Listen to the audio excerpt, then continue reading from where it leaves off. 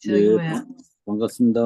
예, 우리 저기 강원도에서 잠깐 본 우리 김종명 선생님도 알고 계시네. 아니 김종명 선생님이 안녕하세요. 김종명 선생님이 성남시를 떠나서 저기 강원도로 가버려서 저기 박 원장님, 저기 김 원장님 어떻게 저기 뭐 허전해서 어떻게 삽니까? 그러게 말입니다. 그냥 꽉 붙들고 있지 왜 보냈어요? 다시 돌아올 여건을 만들어야죠. 그러게, 진짜 참 저기 뭐야 평창에서 아, 예, 그러면 오늘 정책자문회의 시작하도록 하겠습니다. 네, 어, 뭐, 올해, 사업 계획 원래 총회 한 다음에 세우고, 사업 계획에 대해서 이제 정책자문위원들 의견 듣고, 반영해서 저희가 이제 활동하고 하는 내용인데, 그 전에, 뭐 간단하게 짧게 영상을 공유를 하나 해드리겠습니다. 그 하나 잠깐 보시고 사업 계획이나 이거에 대한 발표는 박대만 대표님께서 해주실 거고요.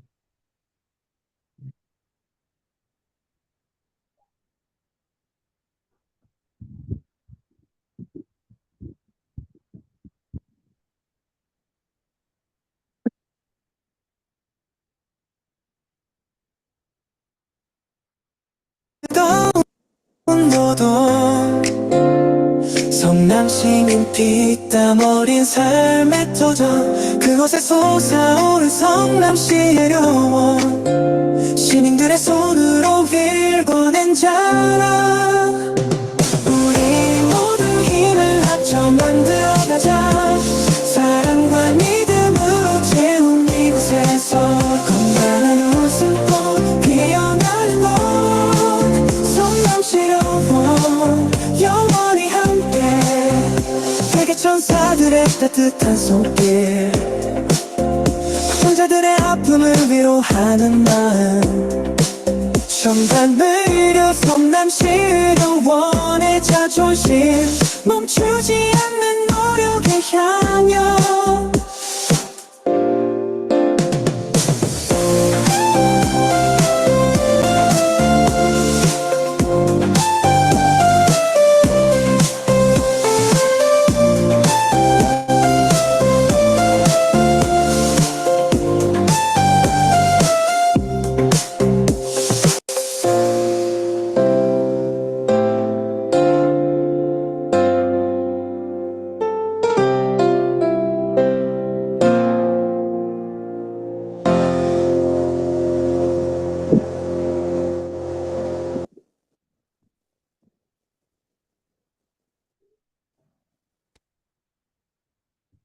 야, 네, 어떠셨어요? 야, 이 노래가 그때 저번에 말씀하셨던 AI가 만든 노래죠? 네, AI가 만든 성남시 의원이라는 노래를 만들어서 사진을 입혀왔습니다. 네. 어, 뭐 이렇게 사진으로 뭐 활동한 내용들 조금씩 있는데 전체적으로 올해까지 이제 활동한 내용 그리고 올해 사업 계획은 아 박대만 선생님이 사무처장에서 올해 대표로 공동대표로 승격을 하셨고요. 여기 들어와 계신 정일련 국장님이 이제 사무처장으로 올라오셨습니다. 네. 박대한 국무대표님이 올해 사업계획 뭐 이런 내용을 말씀해 주실 거예요. 뭐 설명도 뭐 필요하시면 하시면 되고요. 네, 어, 혜진, 제가 할까요? 네, 하면 됩니다. 네, 잠깐만요. 화면 공유를, 잠깐만요.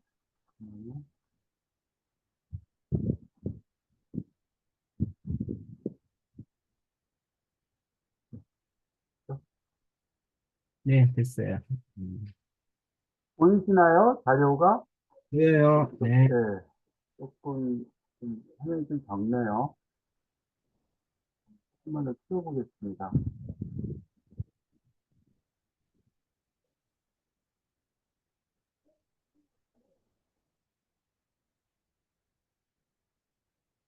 예, 조금 크게 보이죠? 예, 예. 아유, 그, 일요일 날 저녁에 귀한 시간 내주셔서 감사합니다. 저희가, 어, 좀, 단체가 지역에서 뭐 여러 활동을 하는데, 워낙 쟁쟁하신 분들인데, 저희 단체가 또 하는 일들에 대해서 좀 격려도 좀 해주시고, 또 이런 것들에 대해서 좀 신경 썼으면 좋겠다 의견 주시면, 단체에서 좀 반영해가지고 열심히 좀 활동해 가겠습니다. 시작이니까 저희 단체가 좀 올해, 현재 좀 어떻게 활동하고 있는지, 간단하게 좀 소개해 드리겠습니다. 그, 저희가 지난 통회, 2월에 통회하면서 조금 이제 임원 변동이 좀 있었습니다. 그래서 그동안 하셨던 김용진 대표님, 백승우 대표님 그동안 활동하셨고, 제가 한 사무처장 일을 제가 보니까 8년 가까이 좀 한 것 같더라고요. 그래가지고, 제가 이번에 이제 김용 대표를 조금 맡게 됐습니다. 그리고 그동안 애를 참 많이 써주셨던 정일열 사무처장님, 다들 잘 아시죠? 이 활동을 많이 하시고, 작은 책에서도 활동을 많이 하시는데, 저희 이제 사무처장 일을 맡게 되셨고요. 지금 지역에서 같이 활동하는 그 홍보국장, 교육국장이 새롭게 참여하게 됐습니다. 자, 저희가 올해 활동의 단체 이제 뭐 슬로건, 목표 이렇게 좀 정해봤습니다. 아시겠지만 성남시 의료원이 위탁 여부를 좀 막아내는 것이 매우 중요한 과제이기 때문에 성남시의 위탁 운영과 이런 의료 민영화를 저지하고 시민의 병원을 지켜내자 이것이 올해 단체의 주요 슬로건입니다. 그 주요 사업은 보신 바와 같이 위탁을 막는 것, 그리고 어쨌든 이것이 정상화될 수 있도록 하는 것, 이것이 제1의 과제이고요. 또 지역 주민들과 함께하는 뭐 건강권, 어떤 걸 챙겨갈 수 이런 것들을 좀 여러 가지 방편으로 좀 해가고자 합니다. 그리고 또 저희가 사실은 활동을 참 많이 하는데 그 회원 수가 지금 한 90명 정도 돼요. 근데 활동이 너무 많다 보면 회원들과 함께하는 일들은 좀 이제 의도치 않게 좀 어려운 면들이 있더라고요. 그래서 회원들과 같이 하는 것들까지에 대해서 늘 좀 신경을 좀 써가자 이렇게 좀 계획하고 있습니다. 이 시의 사업은 뭐 말씀드렸던 것처럼 위탁 처지와 운영을 정상화하는 것 이것에 대한 것이 가장 일선이고요. 그리고 저희가 지난 1월 달에 그 2,114명의 그 보건복지부가 위탁 운영 승인을 반대해 준 것을 촉구하는 그 서명을 좀 제출했고요. 그 성남시 의회에서도 운영을 위탁을 반대하는 결의안을 촉구하고 1인 시위를 시의회 기간 동안 진행했습니다. 그리고 지난 22대 총선에서 이 위탁을 반대하는 정책 협약을 좀 진행을 좀 했었습니다. 그래서 보신 바와대로 국민의힘 후보들은 이제 저희들 호응이 좀 없었던 거에 반하면 뭐 다른 정당들 이번엔 출마 후보들이 좀 적었잖아요. 더불어민주당 후보들이 기타를 반대하는 입장을 좀 보내왔었습니다. 그리고 나서 아까 그 활동 사진에 나오는 것처럼 그 이번에 국회 당선단 분들 중에서 이제 주요 정당들 더불어민주당, 조국혁신당, 진보당 이렇게 해서 당선자 그리고 최근에 지역에 국회의원 당선된 더불어민주당 이수진 의원까지 해서 간담회를 3번 연속으로 좀 진행했고 이 부분에 대해서 시민공대의 의견들을 전달하고 그 21대 국회에서 관련된 활동을 좀 열심히 해달라고 요청하는 시간이 좀 있었습니다. 그리고 뭐 여기 계신 분들도 많이 참여하고 계시지만 지난 5월 달에 좋은 공공기업 만들기 운동본부가 발족을 했습니다. 그래서 지역에서도 특히또 이제 발족이기 때문에 저희 단체가 역할을 좀 열심히 좀 찾아가려고 합니다.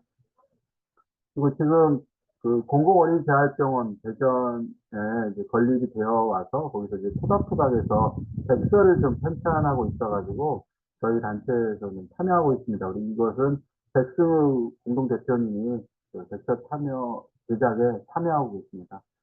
시민건강권 관련해가지고는 뭐 저희가 해마다 늘 이제 신경을 많이 써야 되는 부분들입니다. 시민건강 분야에 대한 정책과 사업에 대한 감시 이런 것들을 계속 해가야 됩니다. 사실 이 부분이 매우 중요한데 뭐 워낙 이제 성남시 의료원 관련된 문제가 너무 크다 보니까 충분히 여기까지 좀 많이 가지는 못하고 있어요. 그래도 중요한 이슈들에 대해서는 저희가 좀 대응을 해가고 있습니다. 뭐, 지난, 한동훈 작년 12월 달이었죠. 한동훈 당시 법무부 장관이 신장시장이라 법무경상을 설치하겠다 하는 것들에 대해서 저희가 지역에서 반대 입장 이런 것들을 좀 내기도 했었습니다. 그리고 지역 주민들과 함께하는 건강권 이슈 관련해 가지고는 이제 5월 달에 중대재해처벌법 관련된 것에 대해서 노동자 건강권 강화 그런 내용으로 제가 좀 준비를 좀 하고 있습니다. 뭐 건설 노동자, 그 지역에 경기도 뭐죠? 근로자 복지센터 공익적으로 선생님이 계셔가지고 초청해서 같이 이제 진행할 예정입니다. 그래서 일터에서 노동자들의 건강권 주제로 다음 주 수요일 날 이렇게 진행할 예정입니다. 앞서 사진에서도 좀 몇 차례 좀 나왔었는데, 지역사회 통합 돌봄에 대한 좀 지역사회 준비가 좀 필요하다. 그래서 저희가 이제 두 번의 교육을 좀 진행했습니다.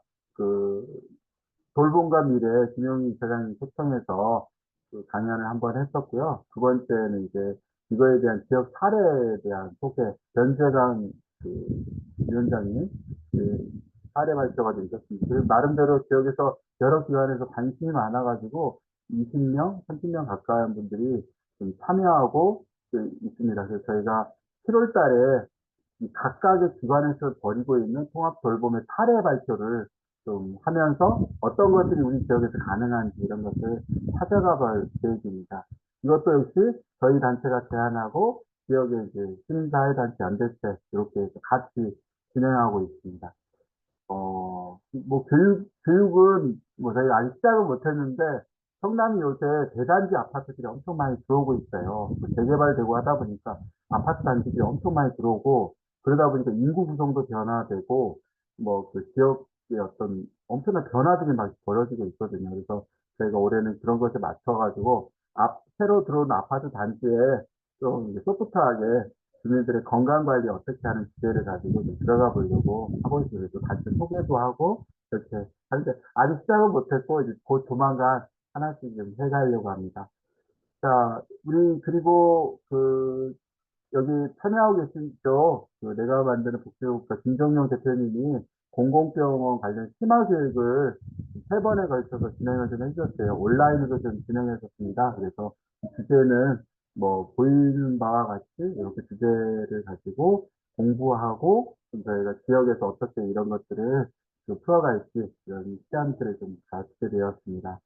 그리고 아직은 진행하지 못했고요. 아마 하반기 정도에는 그동안 저희가 공공의료 아카데미를 좀 나름대로 야심 좀 준비를 좀 했었어요. 우리 문정기 교수님이 일회 좀 잘 진행해서 했었고 아마 여기 계신 분들이 한 번 이상은 다 아마 초대되었던 것 같아요. 그래서 저희가 한 코로나 기간 동안에는 온라인으로 하고 작년에는 또 진행을 못했어요. 또 이게 작년까지는 조금이라도 예산이 좀 있었는데 신장 시장이 되면서 이런 예산이 다 없어져 버렸어요. 그래가지고 올해 하반기에는 자체 예산을 좀 이렇게 해서라도 좀 지역 주민들과 함께 공공의료에 대해서 좀 배워가는 아카데미를 다시 좀 해갈 계획입니다.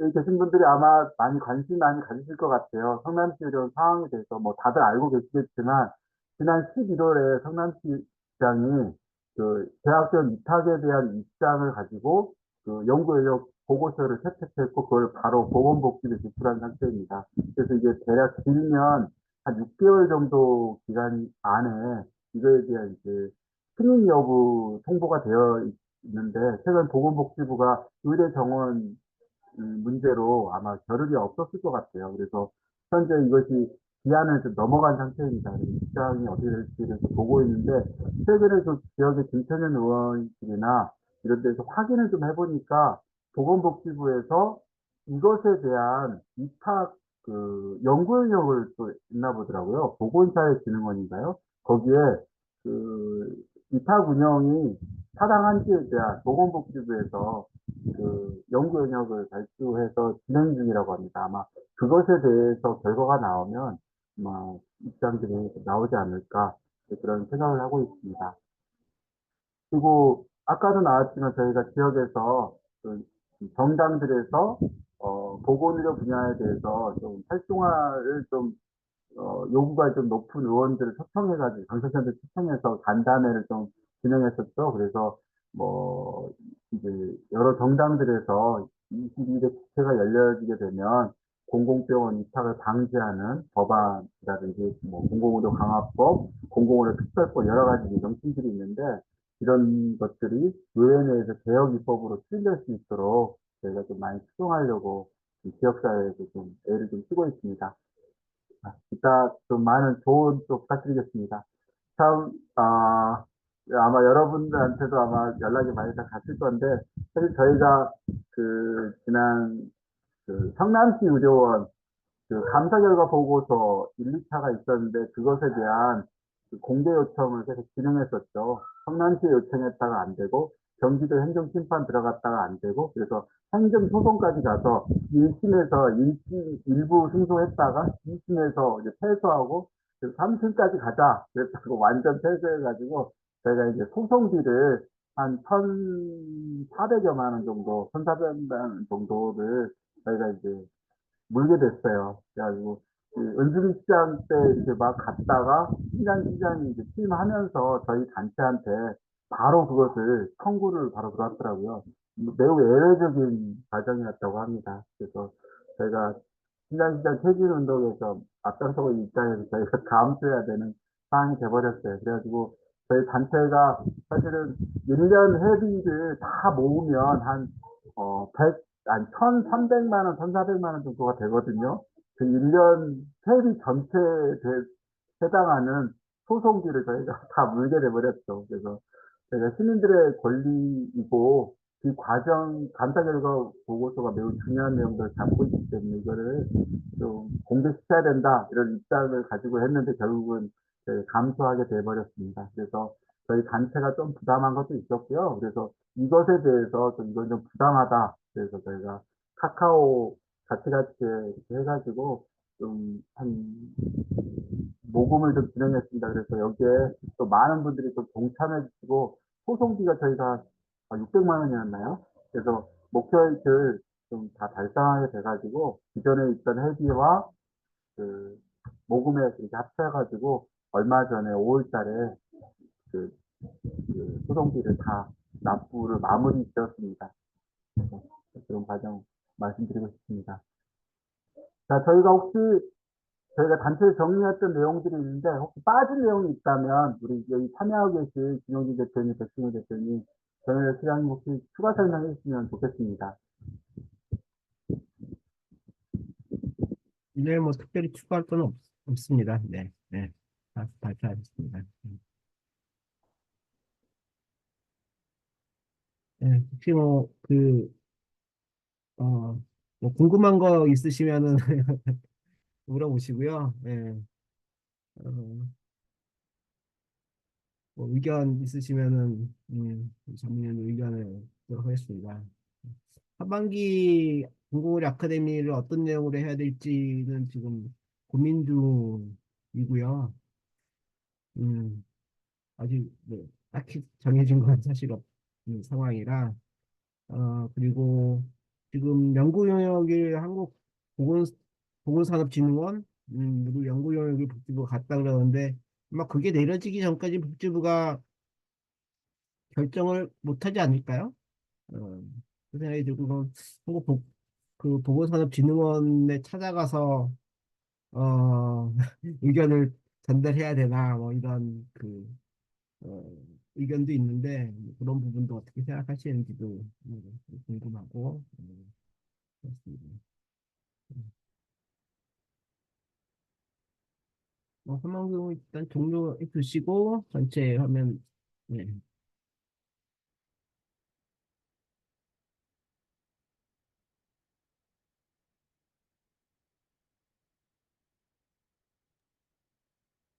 예. 음, 뭐, 혹시 뭐 궁금하시거나 뭐 그런 거는 따로 없으시죠? 예. 어, 예. 요즘에 성남의료원 상황은 혹시 어떻게 되는지 잘 아시나요? 음, 뭐 최근 보고에서는 빠졌는데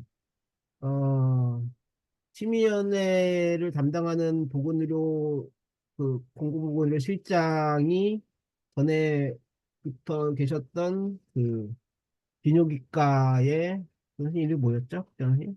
어, 그 기조실장 하시던 분이 영주 적시자병원에 갔다가 돌아오셔서 공고를 사업실장을 어, 오락사님 심의위원회 담당을 하시는데 되게 그뭐 이것저것 솔직하게 얘기를 하더라고요. 그래서 병원 자체는 병상 가동이 한 110병상 정도 가동이 된다고 하고 수경이 확보되지 않으면은 8월부터는 급여 지급이 어렵다. 이런 말씀하셨고 어쨌든 추경안은 이번 시위에 올라가긴 했어요. 충분하진 않지만 일단은 뭐 그런 상황이고 어, 보건의료가 지금 위원장이 없는 상황이라 비대위원장이 있는데 그 말씀은 하여튼 가장 어려운 건 환자가 없는 거다.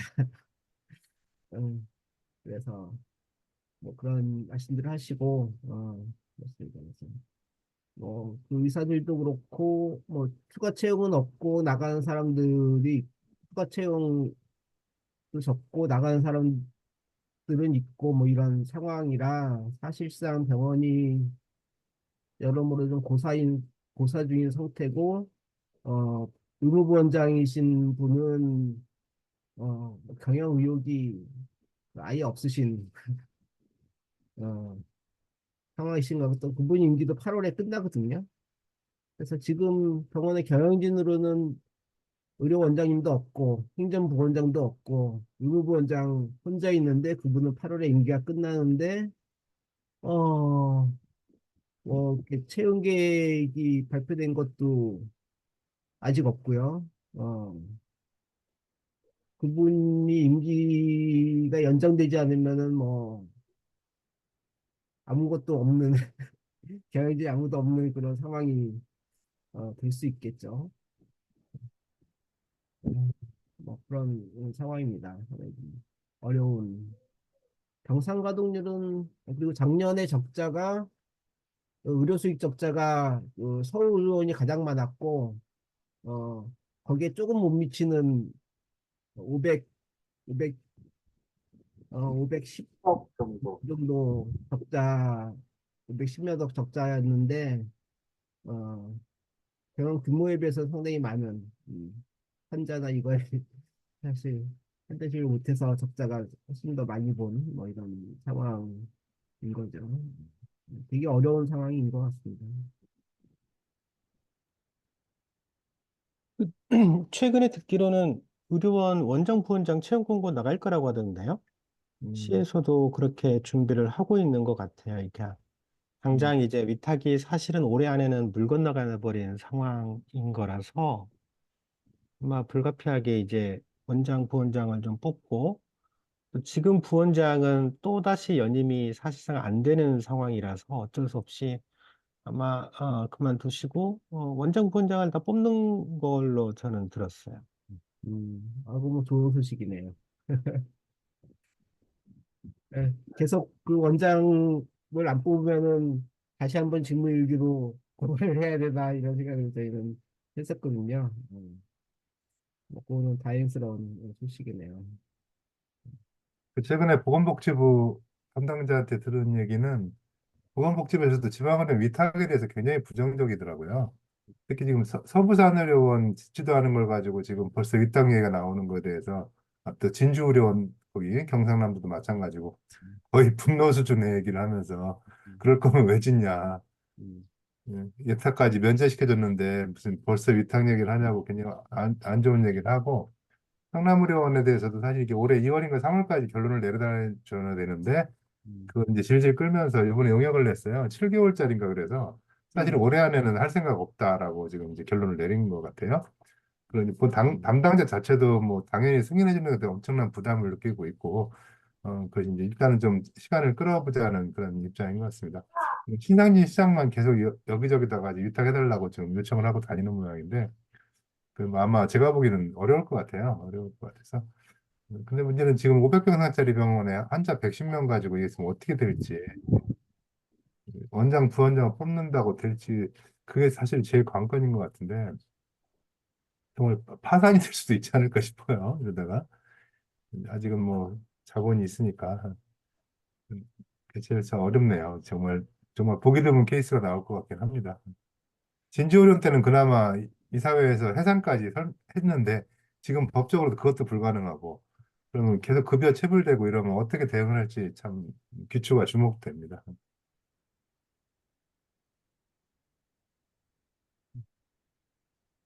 7개월짜리면 진짜 올해 내에는 어렵고, 올해 내 안 하려고 기간을 그렇게 길게 잡은 것 같아요. 예. 지금이 20개월째 공석인데, 2년간 그 기관장을 비워둔다면 사실 뭐 말이 안 되는 거죠. 어, 뭐 누가 돼도 원장이 오려면 원장 입장에서는 병원을 살리려고 하지 않겠습니까? 아무리 뭐 시장하고 친한 의사가 오더라도. 그래서 좋은 분이 오면 좋겠지만은 누구라도 경영을 일하는 걸 좀 했으면 좋겠다 이런 생각이 솔직히 들고요. 예. 조승열 대위 왔으면 제일 좋겠지만 지금 상황에서는 그럴 것 같고. 예. 일단 그렇게 저희로서는 일단 뭐 좋은 소식이네요. 그 위탁이 안 된다라는 이제 거의 확실한 상황이어서 그럼 그걸 바탕으로 저희가 일들을 이제 추진하면 되지 않을까. 아, 근데 진짜 정말 너무나 화가 나네요. 그, 저는 뭐 멀리 있어서 지금 화가 나지만 거기 계신 분들은 진짜 화가 나서 어떻게 사시나 모르겠네. 예, 참, 신상진 시장은 인기가 많아요?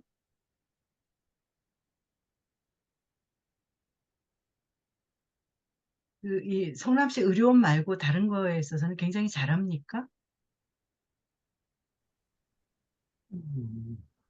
최근에 보니까 신한시장이 그 대선 준비를 한다고 하더라고요. 보통 이제 국회의원 3선까지 했으면 이 기초 지자체는 조금 약간 급이 좀 안 맞다 이렇게 생각할 수도 있는데 워낙 수면시 자체가 가지고 있는 예상 규모 지금 이제 거의 4조가 넘어간 상태거든요. 그러다 보니까 뭐 지금은 지역사회에서는 대선 준비하는 게 사실 대선을 한다라는 것은 지금 하고 있는 정책을 다루는 어떤 접근 방식이 좀 다르잖아요. 그런 문제가 하나가 있고, 최근에 또 들려보니까, 얼마 전에 뭐죠, 분당의 정자교가 붕괴되는 사건이 좀 있었잖아요. 이런 게 한번 벌어지면은, 그것에 쓰여져야 되는 예산 투여가 되게 많이 되고 있나 봐요. 그러니까, 성남시가 대략 한 4조 규모가 되면 시장이 자기 정책 예산을 쓸 수 있는 게 대략 한 4천억 정도라고 알고 있는데, 그 중에 뭐죠? 정자교 뭐 이런 붕괴 이런 게 되다 보니까, 이런 이제 고정적으로 써야 되는 예산들이 생각보다 많아가지고, 시장이 자기가 이제 정책을 구현할 수 있는 예산 폭이 생각보다 좀 적다 이런 평들이 조금 있더라고요. 아까 말씀하셨는데 지금 성남시의회가 시의회 중이거든요. 그래서 2차 추경안이 올라왔는데 이 추경안도 거의 뭐 한 3천억 규모가 되고 있어요. 그중에 이제 성남시 의료원 2차 추경금이 한 198억인가 올라왔더라고요. 작년 예산이 한 210몇 억 정도였고 이번에 198억이니까 얼추 올해 들어가는 돈이 한 400억 정도가 되는 겁니다. 뭐 신차인 시장이 인기가 있는지 부분은 뭐 저희는 싫어하는 사람만 만나서 잘 모르겠는데 재선 부분에 대해서는 신상진 시장의 지인은 뭐 그분은 뭐 시장보다는 국회의원을 더 좋아한다 뭐 이런 소리를 하더라고요. 그래서 뭐 근데 동네에 뭐 플랜카드 많이 붙이고 뭐 비전 성남도 전에는 하나씩만 주더니 지금은 저희 병원에 이번 달에는 4개가 한꺼번에 오고 좀 많이 뿔리긴 하는 것 같아요. 그 어, 선전, 예.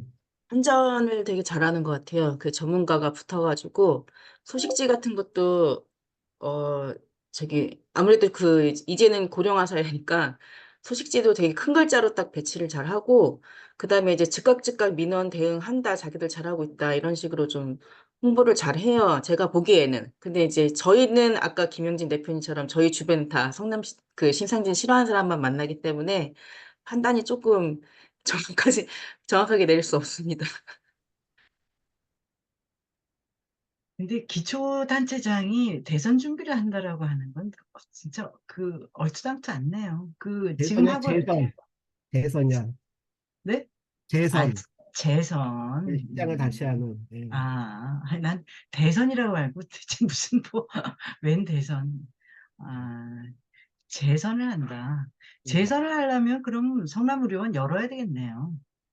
뭐, 대학병원의 위탁, 서울대병원의 위탁을 주게 되면은 재선의 가장 큰 자기가 되겠지만은 지금은 위탁이 어려운 상황이고, 선거가 2년 남았잖아요. 예, 내후년이라서, 그 전까지는 어렵지 않을까. 원장을 채용해서, 경영에 뭐 적자가 줄어든다, 뭐, 이렇게 잘 된다로 하는 게 좋지 않을까, 그렇게 생각이 들고요. 근데 저희가 올해부터 이제 지역사회 돌봄, 뭐 통합 돌봄 이 부분을 갖다가 이제 지역사회 단체하고 같이 이제 세미나 하면서 이제 준비를 하고 있는데, 어쨌든 이거는 민관이 같이 협력을 해야 되잖아요. 그래서, 공공의료과가 아니라 뭐 이렇게 노인복지과나 이런 쪽이 겠지만은 좀 시하고 협력적인 관계를 좀 만들어 가면서 이거를 좀 같이 논의도 하고 준비도 해야 될 텐데, 사실 이렇게 저희 단체로서 좀 안 좋은 관계라서, 되게 좀 어, 관계를 만들어야 되는, 어려움들이 있습니다. 예. 음.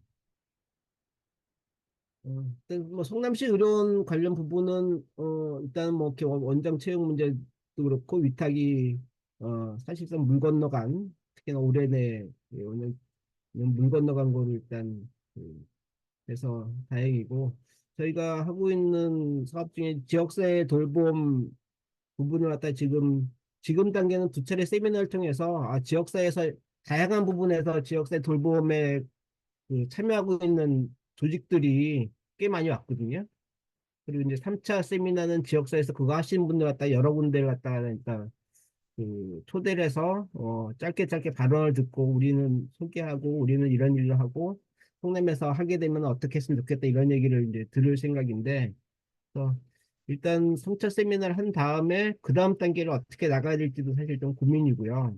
그래서 그게 사실은 이제 의료원이 정상화가 되면 의료원이 그거에 상당히 많은 중요한 부분을 사실 좀 맡아야 되는 부분도 사실 있잖아요. 그래서 그런 거에 대해서도 좀 이렇게 의견을 주시면은 저희가 이제 하반기에 지역사회 논의해서 뭐 성남에서는 지역사회 돌봄 이렇게 하자 얘기까지는 적극적으로 할 수 있지 않을까. 지금 현재는 이제 어, 세미나를 이제 공부하고 파악하는 단계라서 이후를 어떻게 준비해 나가야 될지 좀 의견을 주셨으면 좋겠어요. 그래서 저희가 이제 하반기에 음, 그런 준비들을 좀 해야 될 것 같아서 어, 그런 분들 관심 많으신 분들이니까 그런 의견을 좀 주셨으면 좋겠습니다. 백준 선생님이 그 일을 많이 하지 않았어요? 예, 뭐, 중요하죠. 지역사회 돌봄. 근데 그걸 성남시에서 이걸 어떻게 풀어나갈지, 그러니까 예를 들면 뭐 성남시 의료원도 필요하고, 지자체도 이게 관심을 가져야 되고, 시민사회단체도 해야 되는데, 공공의료 시민행동이 이게 뭐, 관여를 해서 하는 것도 굉장히 중요할 것 같아요. 그래서 실질적으로 뭔가 성과를 의료원이 참여하면 좋은데 의료원 없이라도 지금 해야 되는 상황이잖아요. 그러니까 기존에 있던 뭐 우리 사회전 요양기관들도 있고 뭔가 좀 시행을 하면 좋을 것 같아요. 뭐. 만들어 봐야죠. 뭐 모델을 만들어 보셔요, 성남시에서. 저희는 뭐 직접적인 그 돌봄 제공 기관이 저희 단체는 그건 아니라서 예. 아까 네트워킹을 하는 서로 이렇게 지금 서로들도 잘 모르더라고요. 각 기관들도 잘 모르고 단체들 서로 잘 몰라서 뭐 그런 역할을 갖다가 좀 해야 되지 않을까. 저희 단체로서는 그런데 그 네트워킹, 그러니까 민간 네트워크 뭐 그런 게 되겠죠. 어, 이번에 네.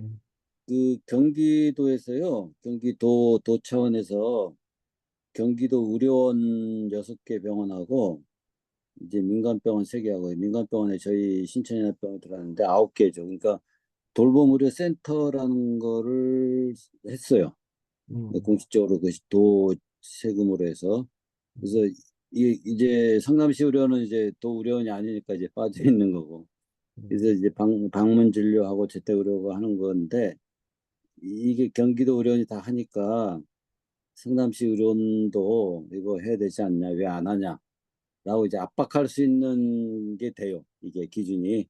다른 데 다 해서 지금 성과 좋은, 분위기 좋은데 성남시 의료원도 하자라고 해서 이제 지금 뭐 굉장히 가도적이지만 뭐 돌봄의료센터라는 이름이든 다른 이름이든 의료원이 할 수 있게끔 이제 좀 압력을 넣는 것도 한 방법일 것 같아요. 한번 고민해 보세요.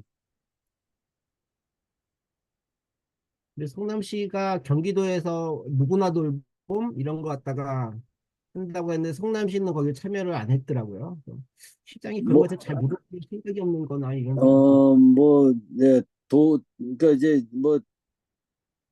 이제 도가 정당이 다르니까 안 했을 수도 있고요. 관심이 없어서 그랬을 수도 있고. 그러니까 뭐 압력은 할 수 있죠. 이게 성남시 의료원이 돌봄 사업에 참여를 어떤 방식으로든 뭐 경기도에서 하는 식을 하든지 아니면 독자적으로 뭘 하든지 간에 해야 된다라고 이제 압력을 계속 넣는 거죠. 누구나 돌봄하고는 또 그 누구나 돌봄하고는 좀 달라요. 다르고. 네네. 예, 예, 서로 참여를 그렇습니다. 안 하니까 예, 예. 일단 공공의 사업실장이 그래도 대화가 되고 솔직하게 얘기하시는 분이라 그리고 이제 음. 공공의료에 대한 생각도 나름 계시더라고요. 그래서 일단 그분을 통해서 좀 할 수 있지 않을까. 지금 그다음에 2기 시민위원회 위원장이 박재만 원장이 2기 시민위원회 위원장이거든요. 최근에 이제 곽상로 산부인과 폐쇄가 되면서 그에 대해서 시민위원회 의견을 모아서 성남시 의료원이 역할을 해야 된다. 상과 개설을 준비해야 된다. 이런 어떤 시민의 의견을 모아서 이렇게 정리도 하기도 했고요. 네. 그다음에 이제 경기도에서 또 동북부에 공공병원 짓겠다고 공지했잖아요. 네, 제가 예, 예, 예. 공모가 나갔어요. 네, 나가서 이제 아마 후반기 금년 안에 이제 지정을 합니다. 지정하고 이제 진행을 할 거고 그다음에 그, 돌봄의료 종합센터라는 것도 나가거든요. 이제 경기도가 쭉쭉쭉쭉 나가요. 근데 이제 잘못하다가 성남시는 굉장히 뒤처져서 계속 위탁 문제 가지고 질질 끌 수 있는데 하여튼 계속 그런 주변 상황들을 이용해서 압력을 넣는 게 아마 지금은 최선인 것 같습니다. 뭐 아주 구체적인 내용은 모르겠지만 지난번에 얘기 들으니까 병원에 그 시민 참여 토론회 제가 가지 않았습니까? 그때 얘기 예, 들으니까 의료와 돌봄을 같이 하는 그런 혁신형 뭐 예, 예. 공공을 말씀하시는데 돌봄 부분이 들어가는 뭐 이런 부분 상당히 좀 이렇게 일단 구체적인 내용은 모르겠지만 제목으로는 상당히 마음에 들더라고요. 그래서 그런 이제 부분에 공부를 좀 했으면 동, 좋겠다. 예. 동북부에 공공병원을 짓는다고 했는데 그 짓는 거를 제가 조금 관여를 했었거든요. 근데 굉장히 부정적이에요. 공무원들도 부정적이고 도지사도 긴가민가하고 뭐 이래서 그냥 공공병원만 짓겠다 이래 갖고는 얘기가 안 돼요. 그래서 꼬리표를 다른 게 혁신형이에요. 혁신형. 그러니까 이제 좋은 공공병원의 의미로 혁신형 공공병원이에요. 정확한 명칭은. 그래서 이제 혁신이 뭐냐? 혁신형이라고 했는데 혁신형이 뭐냐라고 해서 그 혁신형에 들어간 게 이제 돌봄에 이제 의료기관 이제 돌봄도 해야 되고 주민 참여도 해야 되고 뭐 그런 의미로 지난번에 이제 김영진 대표님 모셨던 거고요. 그래서 공공병원이 어떤 방향으로 가야 되는 거에 대한 고민들이 담긴 게 아마 용역으로 이제 나올 겁니다. 그게 이제 동북부 병원 이제 반영이 돼서 이제 하고 경기도 의료원에도 아마 일부 이제 할 수 있는 것들은 이제 진행해 나갈 거예요. 그래서 이제 성남시가 계속 뒤처지면 그걸 비교하면서 계속 압력을 넣는 거죠. 여기는 이렇게 하는데 왜 안 되냐부터 시작을 해서 뭐 돌봄 문제 뭐 이런 것들을 조금 그 경기도의 변화 흐름들을 좀 추적할 필요 있을 겁니다. 뭐, 그 내용을 우리 아카데미 하반기 할 때 해도 괜찮을 것 같네요. 네, 발표가 돼. 그 용역하신 선생님을 나중에 소개해 드릴게요. 그럼 그 선생님이 네. 이제 쫙 이제 하면 경기도의 상황들을 알 수가 있을 거예요. 네. 혹시 또 지역사회 돌봄에 관해서 문정희 교수님한테 저희가 배운 게 많았어서 문정희 교수님 혹시 조언 주실 거 있으신가요?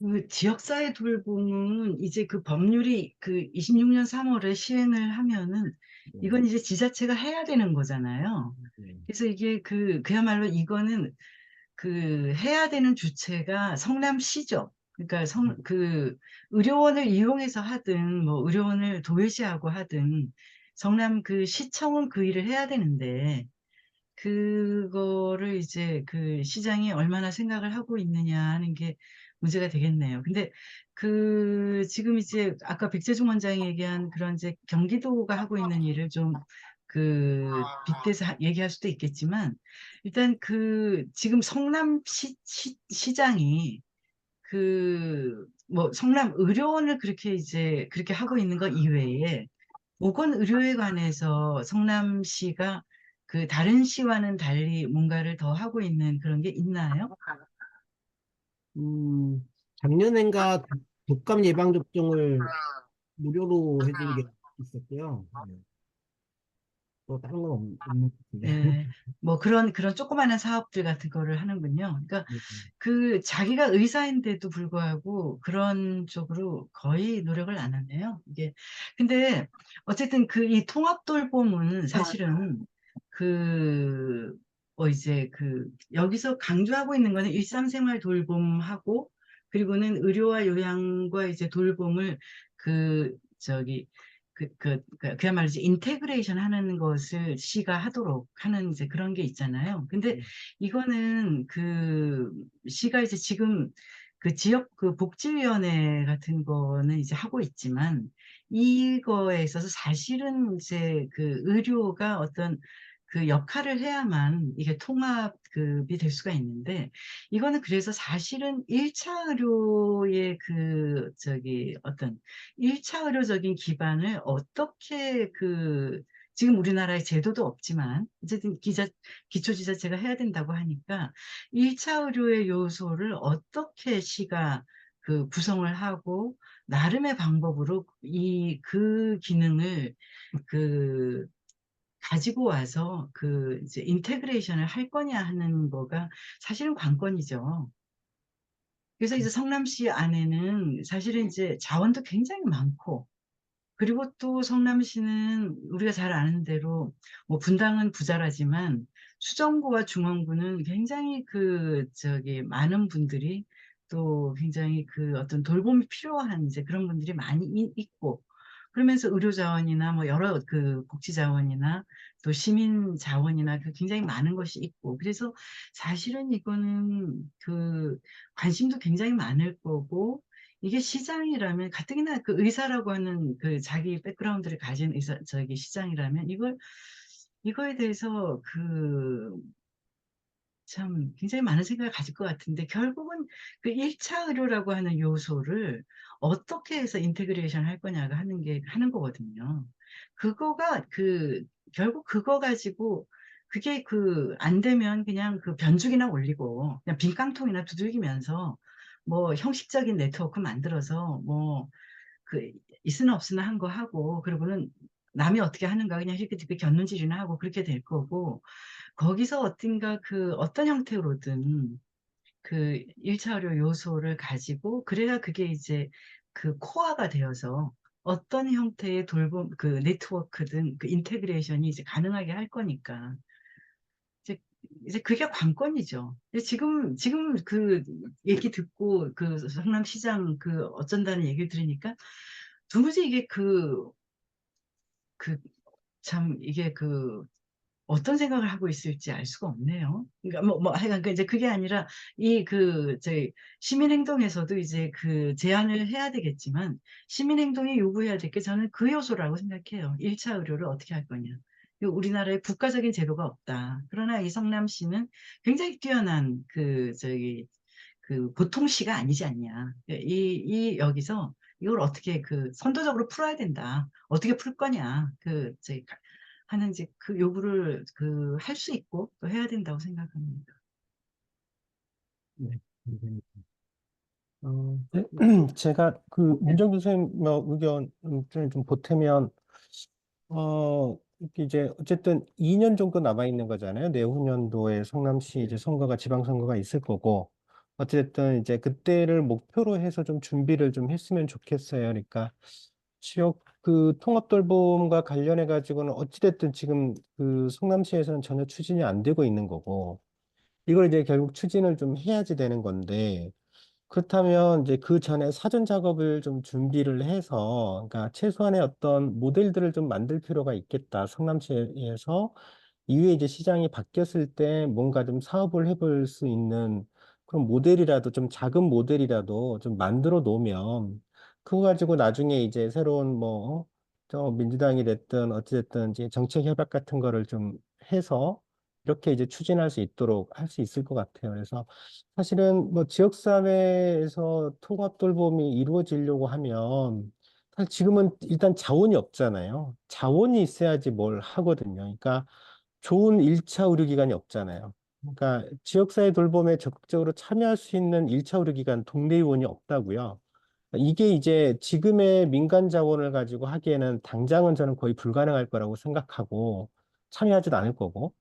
그래서 사실은 우선은 이제 의료 쪽은 저는 이제 공공의원 같은 형태가 있어야 된다고 봐요. 이게 보건소는 국가기관은 누구라도 의원을 설립할 수 있거든요.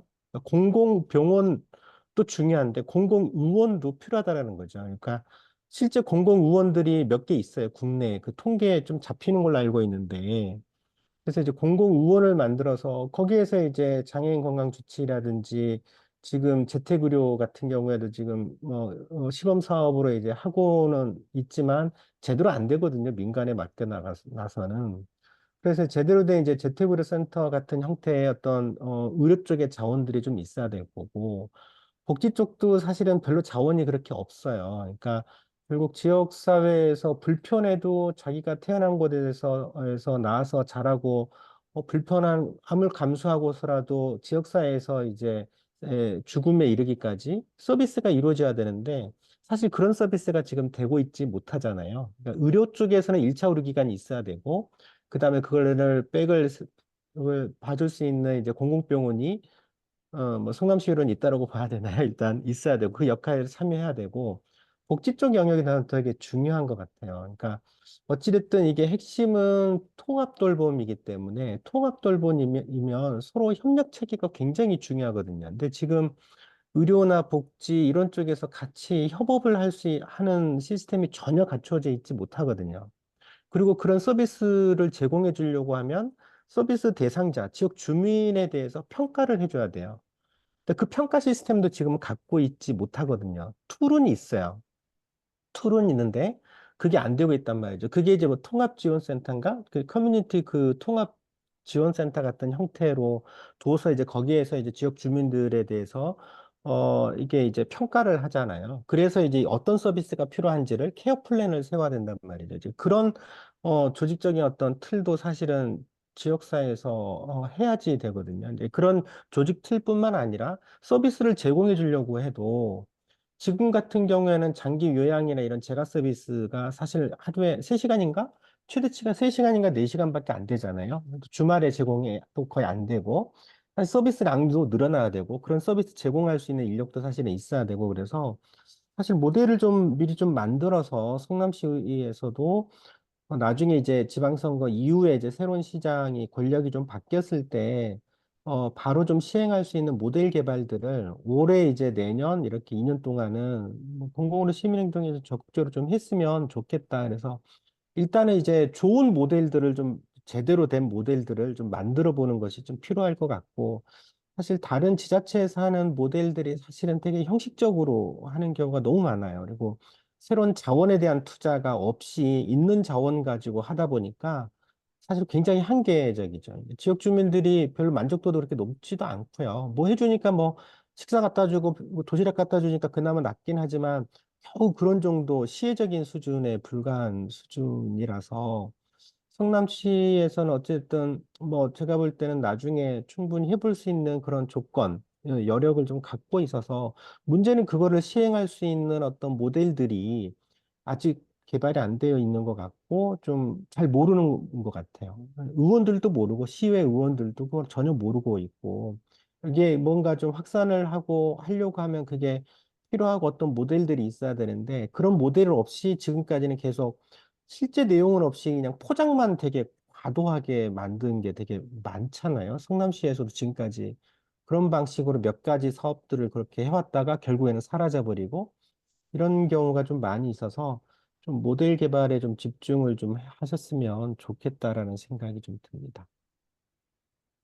모델 개발은 좀 어려운 것 같고요. 일단은 그 저희 단체 이제 세미나를 기획하면서 어쨌든 지역에 관련해서 하고 있는 자원을 우리가 파악하자 정도가 현재의 단계인 것 같고, 3차 세미나를 통해서 좀 더 이제 그 자원의 내용들이 파악이 될 것 같고, 생각보다는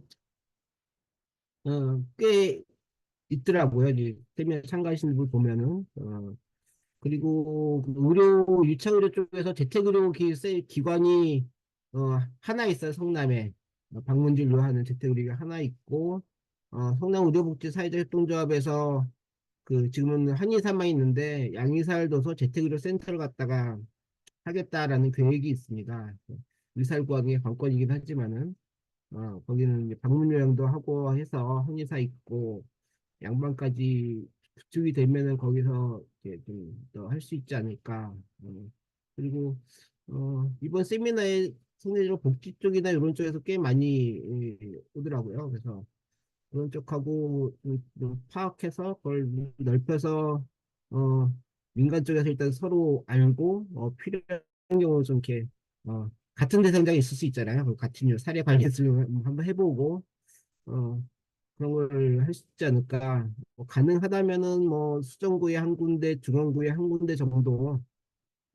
저희가 박재원 선생님 저희가 이제 그 동네에 살아서 그런지 길 건너 중원동에 자원들이 있더라고요. 이 고영 선생도 있고 정신과긴 하지만은 그렇게 해가지고 시범 사업 겸해서 이렇게 해볼 수 있지 않을까. 성남시 설득해서 좀 이렇게 좀 지원도 좀 받고 이렇게 뭐 정신론이 아니고 그런 얘기들이 오가긴 했었어요. 그래서 성남시 의료원이 어, 방문 진료 내역이 좀 부족하니까 의료원이 좀 이렇게 그런 걸 좀 이렇게 좀더 신경을 쓰면은 뭐 할 수 있으면은 어, 역할을 좀 해가 싶지 않을까. 그런 것들은 예를 들면 시의원들도 그냥 그 요구를 할 수 있을 것 같다는 생각이 들거든요. 어차피 어, 환자도 부족한데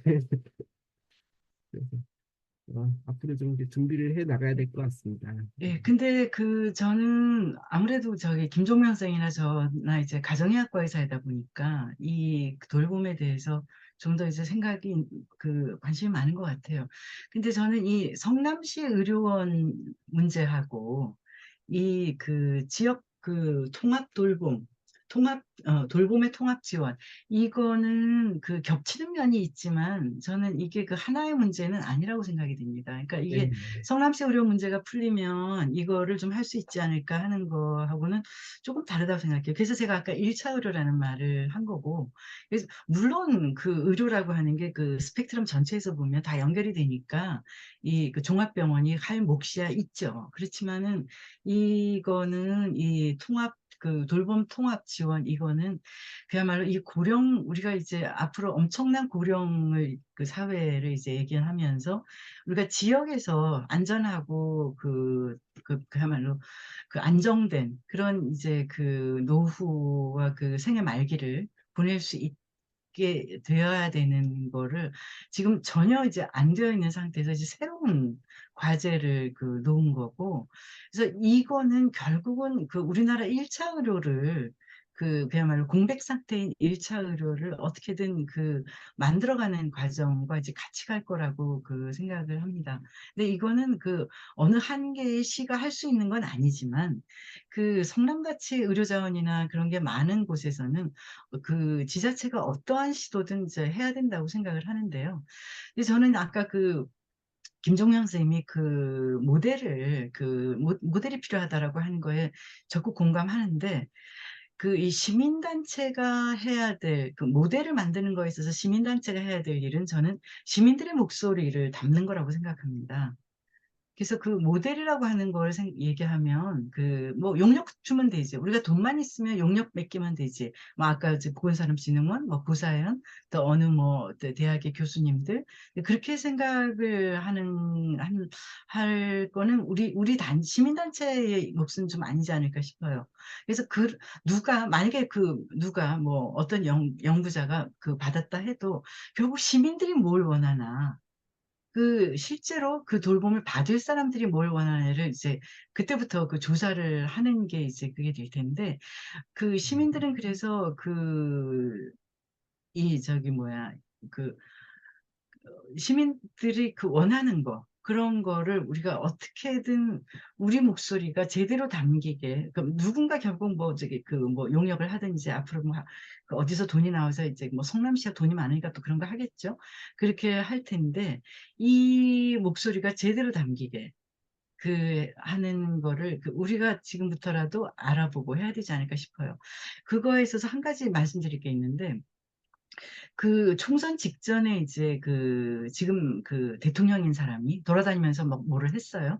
근데 이제 마침 건보공단 심평원이 이제 원주에 있으니까 원주에 갔을 때 무슨 뭐 의료 이런 걸 가지고 이제 이제 뭐 사람들 뭐예요 정책 뭐를 했더라고요. 근데 그거를 제가 보기 싫은 사람이 있는 거를 꾹 참고 이제 좀 봤어요. 근데 그걸 보니까 지금 대통령인 사람이 뭡니까 실버 주택 노후에 고령자 주택에 대한 얘기를 하는데, 그 사람이 얘기하는 거 들어보니까 부동산업을 이걸로 불을 지피겠다 이런 의도가 보이더라고요. 그래갖고는 그냥 아파트 짓는 게 아니라 앞으로는 실버 어쩌고 해가지고 부동산을 하는 게 앞으로 시장의 방향이다. 이런 식의 어떤 사인을 주고 싶어 하는 이제 그런 걸 느낄 수가 있었어요. 그러고서 가만 보니까 벌써 업 하시는 분들은 그런 생각들을 하는 거예요. 그러니까 그냥 호텔 하는 것보다 안정적인 거예요. 그런 그 사람들 생각으로는.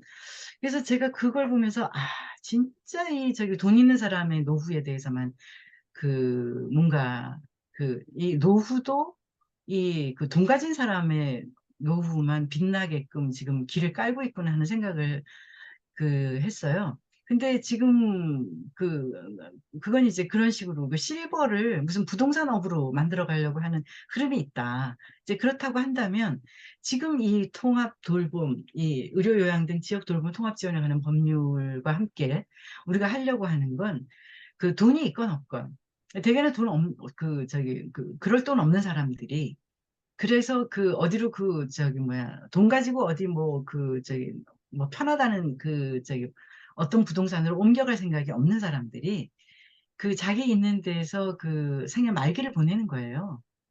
이거는 그 지금 그렇게 한다고 했을 때 우리가 뭘 원하냐?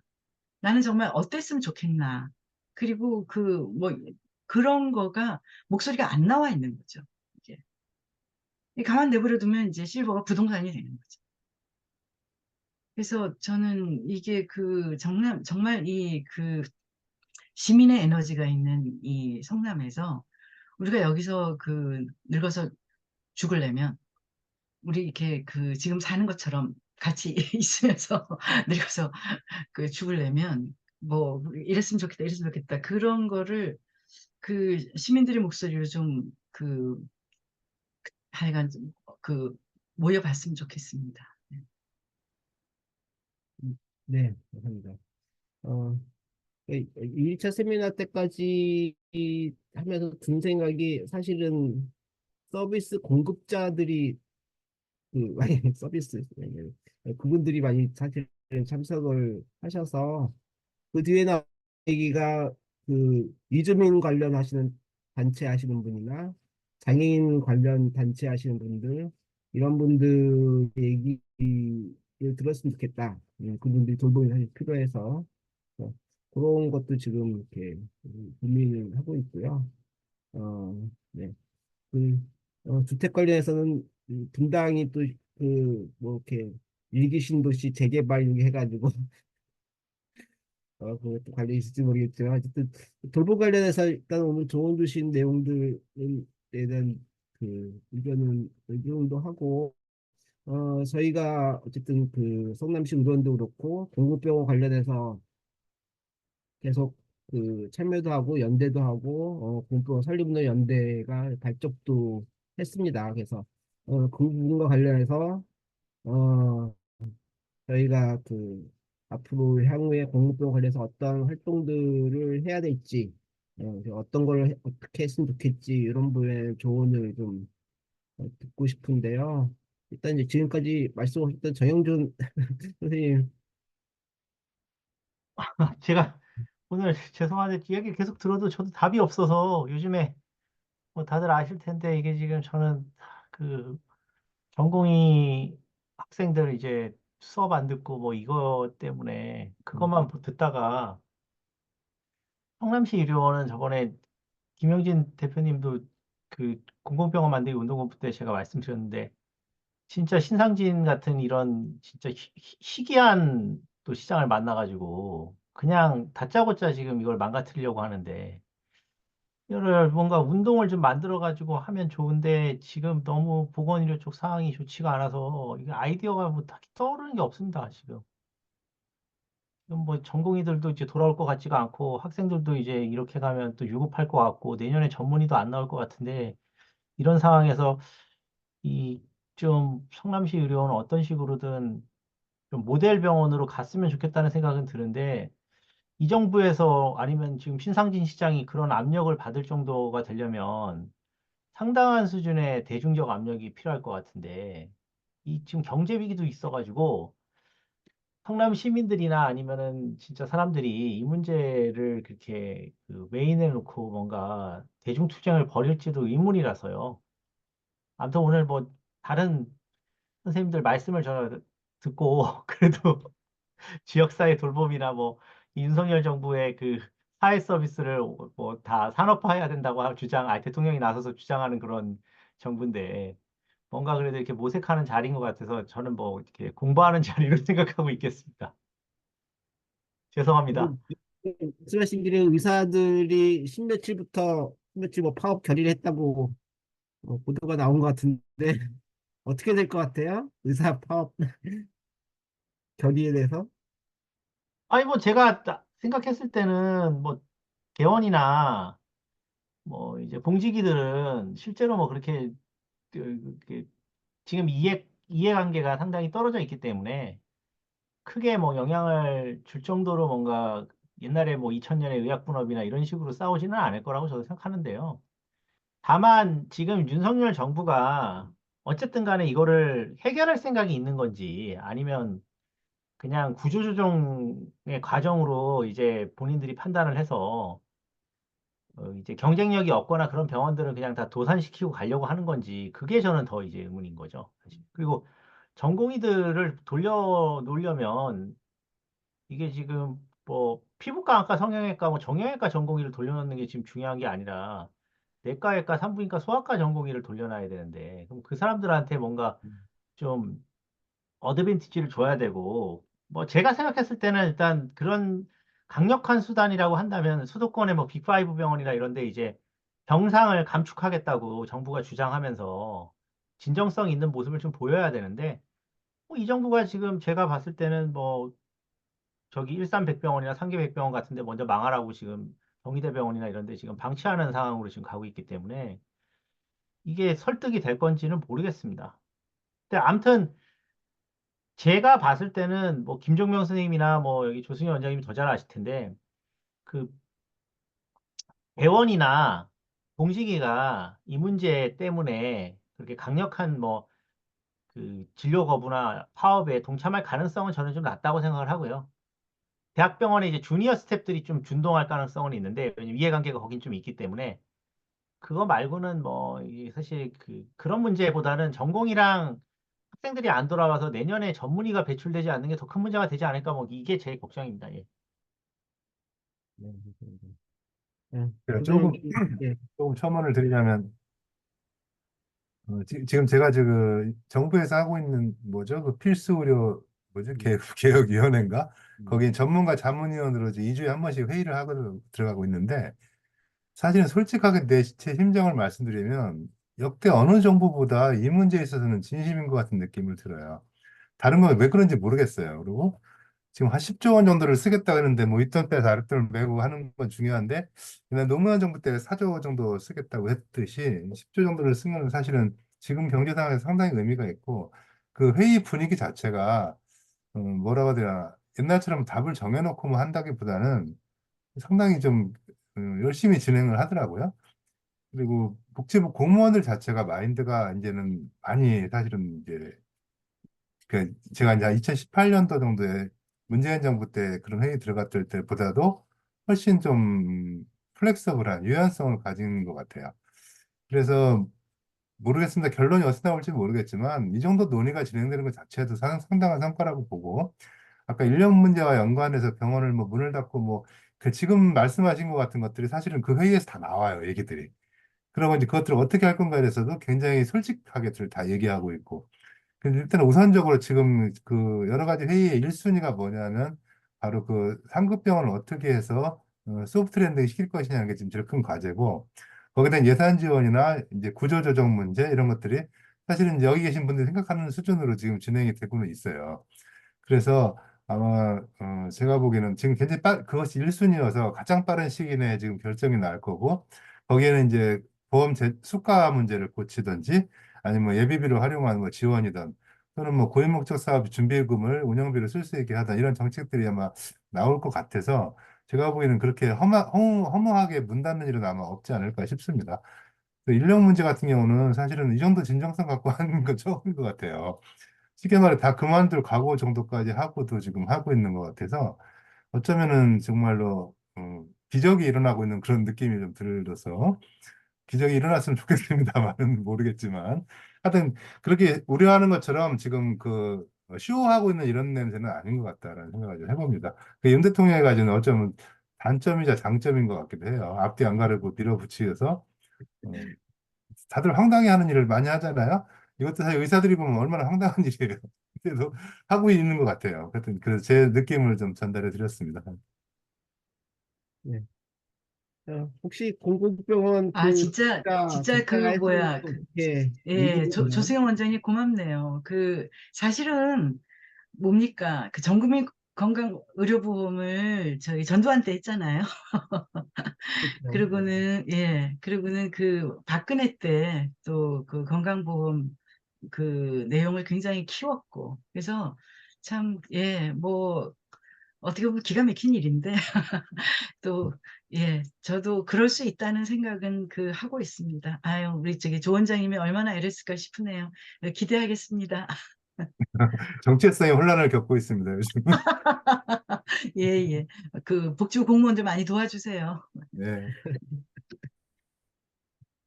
예.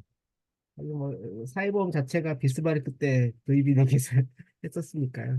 그러니까 예. 지금 정부에서 나온 게 제일 단점이 공공병원이나 이런 공공 인프라 확충에 대한 얘기가 거의 없거든요. 사실 이게 공무원들이 다 알고 있고 그 문제를 지금 다른 거에 녹여 넣으려고 엄청 머리를 쓰고 있어요. 근데 지금 정부 기조 자체가 이제 신자유주의적이기 때문에 그런 얘기를 앞에 내세우는 순간에 그야말로 지금 정부의 그 정체성이 없어지는 거라 그 내용들은 아마 최소한 한 차관급까지는 알고 있을 것 같습니다. 그래서 지방의료원을 강화시키는 문제도 지금 고민하고 있고 그 아까 위탁 문제 말씀드렸다시피 위탁 얘기하니까 정말 분노에 가까운 반응을 보이더라고요. 이게 무슨 짓이냐고 하면서 음, 거기는 뭐 맡을 데가 없다 이런 문제를 떠나서 지방의료원 그렇게 힘들게 한다고 하는 사람들이 하라고 하니까 위탁이 뭐냐 이제 이런 거죠. 그래서 예전과는 많이 분위기가 바뀐 것 같습니다. 예. 조만간 뭐 복지부 장관도 바뀔 거 같긴 한데 향후에 어떻게 될지 좀 지켜보고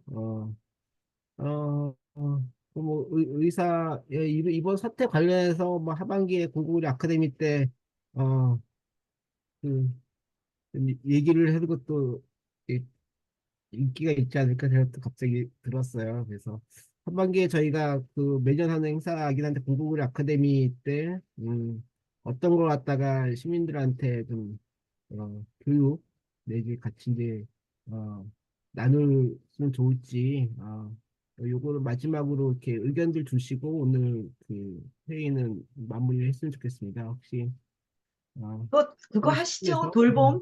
지역 그 통합 돌봄. 그거 요새 돌봄 관심들 많아요. 시민들하고 같이 하실 얘기들 많으실 것 같은데, 이게 거기서 또 그 어떤 그 목소리들도 좀 모아보시고, 저는 돌봄 하시면 좋을 것 같습니다. 네. 다른 선생님 하나씩 다 말씀해 주세요. 네, 백경 선생님.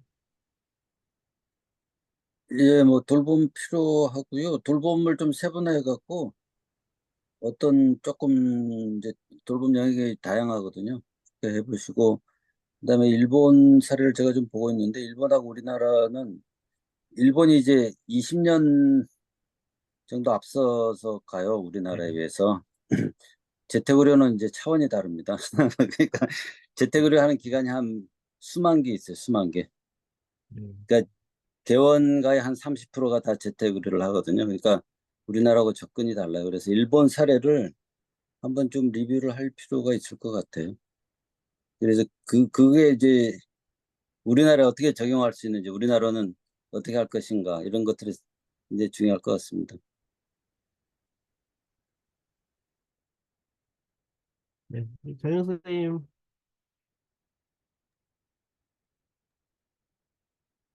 저는 뭐 특별한 의견은 없습니다.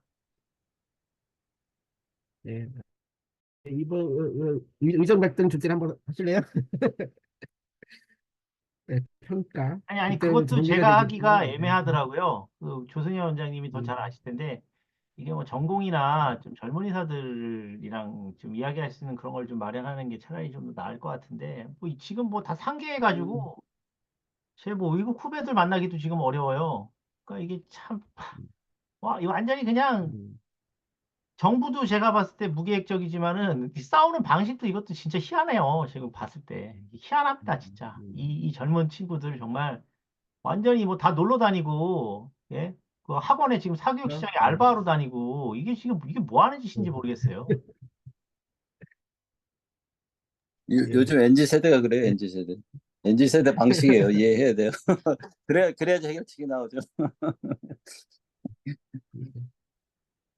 예. 조 원장님, 네.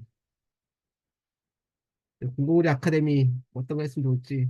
사실은 의료원이 공공의료 아카데미 갖다가 많이 해야 되는데 이거 아직도 하고 있습니다.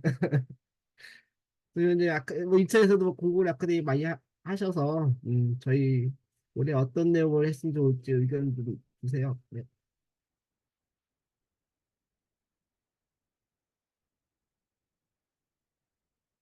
김승현 원장님. 네. 네. 중국어리 아카데미에 대해서 예. 어떤 게 했으면 좋겠어요. 네. 뭐 주제로 잡는 거야 3번 정도 하신다면서요. 네. 그러나요? 돌봄 문제나 뭐 의정 갈등 문제 같은 거랑 정부 정책 같은 거를 좀 설명드리는 자리를 만들어도 괜찮을 것 같아요.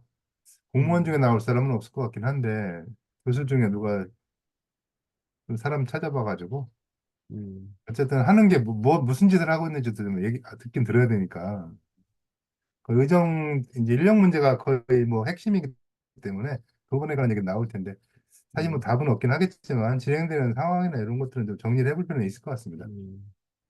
네, 나중에 어떤 분이 그런 거에 좋을지 추천을 해주세요. 저희가 그래요. 정해주면은, 네. 네. 감사합니다. 그 일요일 늦은 시간에 좋은 의견 주시고, 정보도 주시고 하셔서 여기 감사드립니다. 참석하신 네. 저기 뭐야 정인여 선생 또 백승호 대표님 그 목소리 한 번씩 네. 듣고 우리 네, 네. 마치죠. 예. 네, 정희영, 우리 사무처장님, 지금 말씀하시기 어려우신가요? 이게 잘 들리시나요? 네. 아, 네. 제가 지금 뭐 접속이 약간 이상해서 2개를 켜놓고 있는데, 네.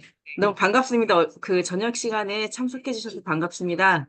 제가 카톡이랑 문자를 이렇게 자주 드리는데, 예, 관심 갖고 많이 지켜봐 주세요. 그리고 정말 저희 그 자문이 저희 단체가 어떻게 가야 될지 항상 이게 1년에 한 번인데 굉장히 큰 그 길라잡이가 좀 돼주시는 것 같아요. 그래서 너무 감사드립니다. 네, 저기 정인영 국장님 하시는 작은 책도 혹시 안 보시면 구독해주세요.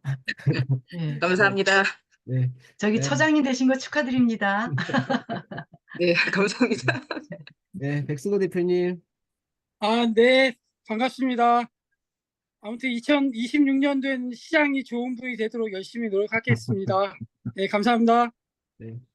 네, 김정은 선생님은 지금 화면이 없었는데 올해 그 초반에 3차례 공공의료에 대해서 강의를 주셔서 그거는 공급병 설립운동 연대 회원들도 많이 들었습니다. 그래서, 내용이 좋은 강의를 해주셔서 감사드리고 다음 기회에도 뭐 이렇게 저희 뭐 온라인으로도 강의가 가능하니까 공공 아카데미 온라인으로 할 수도 있거든요. 코로나 때 많이 해봐서 그래서 여기 오신 자문 선생님한테 또 이제 부탁을 드릴 수 있겠습니다. 예, 예.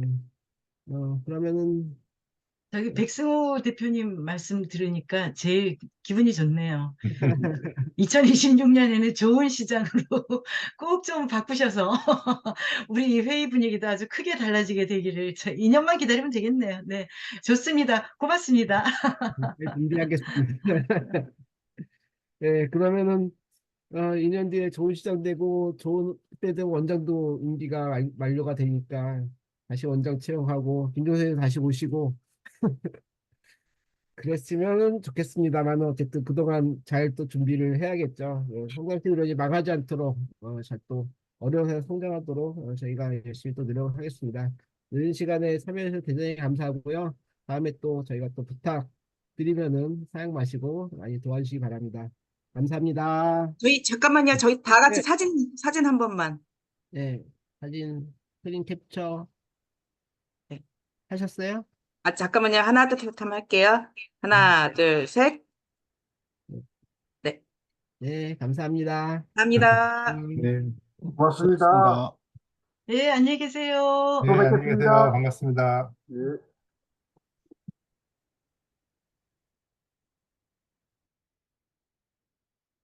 수고 많으셨어요. 네, 회의 내용 정리는 정 국장님이 해주실까요? 제가 근데 놓친 게 많아가지고요. 네, 제가 아, 녹화는 했으니까, 네.